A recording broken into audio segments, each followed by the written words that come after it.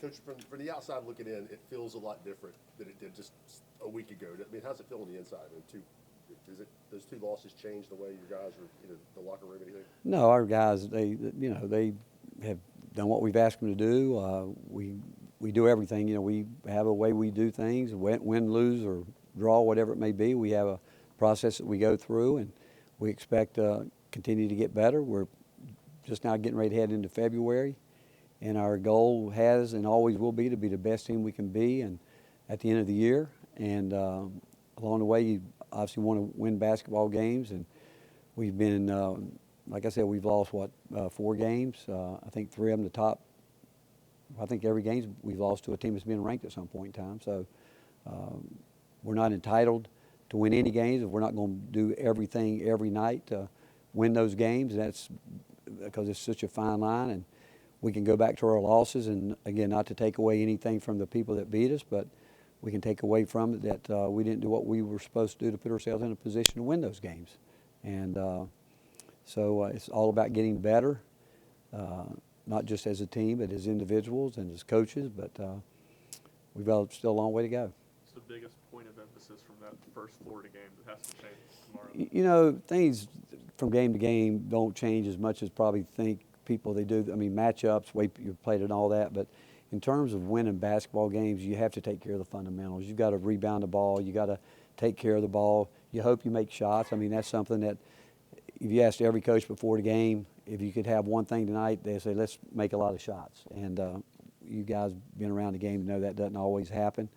But you got to be able to find a way to stay in games when you're not making shots and hope at some point in time you make enough to help you win them. But and our game plans are almost, we don't ever want to let people get out and get easy baskets. So that's transition defense, rebounding, taking care of the ball. If you do that and hopefully play defense the way we're capable of, it gives us a chance at the end to maybe win. How badly does this team need to see some shots go in early just to get? Well, that's anybody. I mean, obviously, when you miss as many, we had 33 uncontested shots the other night, and didn't make them, and that's the game. But it's a whole new game, and there was times in the year where we made those shots. I mean, we have confidence that we can take them, but it's just knowing, again, when, where, and with the rhythm that we practice with. What adjustments can you make when a team is packing the paint the way Kentucky was to maybe find a different avenue for success offensively if shots aren't falling? It's tough because, it's hard to pass the ball in there. It's hard to pass it in there. When they're back there, it's tough. I mean, the remedy to all of it is obviously making shots, but if you're not doing that, you need to move the defense to try to create driving lanes. You need to create rebounding lanes, all that. But it can be demoralizing. Which again, I thought at the end of the game, well, one possession, it took us 4 attempts to get one, but. It's part of it. I mean, teams go through it. We're not the only team that has gone through nights when they don't shoot the ball well, and but as long as we can learn from it, and what your question is a good one, because what do you do? And the fact is, you've got to. What you don't want to happen is everybody that gets the ball thinks I've got to try to take a shot. You'd like guys to touch the ball and get some movement and try to make the defense see something different, but you've got to move the defense. Is this team too reliant on three-pointers, or is it just a matter of taking better three-pointers? No, I don't. I mean, you guys have seen us play. I mean, we got. You look at numbers. We're pretty balanced with a lot of different things. But again, when you're not shooting, teams pack it in there. You want to throw it in there, knowing that possibly your post guys won't even have the room to operate there. We lose a game, and again, I'll say it, and I said it the other night. We've lost 4 games. So if you guys act like we're going to panic, we're not. We got a lot of basketball left, and none of them is going to be easy. We could lose a lot more. I've said before, I mean, everybody, I can't tell how many texts people sent me, trying to be nice to me, saying, hey, a couple years, 2 years ago, Connecticut lost 5 in a row, won the national championship. There's a long way to go, and that's how we look at it. It's about getting better, and our goals haven't changed, and we'll continue to work at trying to get better, what we need to do. You mentioned post-game that you wanted maybe Cade to be more involved on offense, just get more touches that way. He's talked a little bit about how he's developing his jumper. Is that maybe an aspect of his offense that we'll start to see, not just the lob? You hope. that's what you hope. I mean, we want to see Felix, him, Igor, those guys. I mean, the other night, our front line, I thought we didn't have, our guards missed a lot of shots the other night, and what we'd like to see is for everybody to put it together at the same time. That's what you're hoping to get. Oh, so he could already be involved that way? 'Cause sometimes Well, he you say did, that- yeah. I mean, he's got to get the ball. Like he made a nice. It all goes back to I keep using the term. You got to know where your space is on the court. You got to get there, and when you get it, you got to get there. You got to know what you're going to do with it, and it's that simple.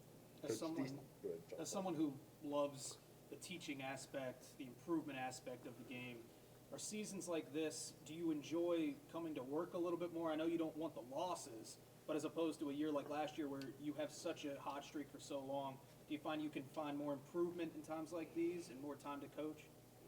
I don't think it's easy. I mean, every year you go through the ups. Everybody does. I mean, I learned a long time ago. You start thinking about our team, the concerns we have. All I know is every team's got concerns. That I know, and so that's why we worry about ourselves, what we need to do.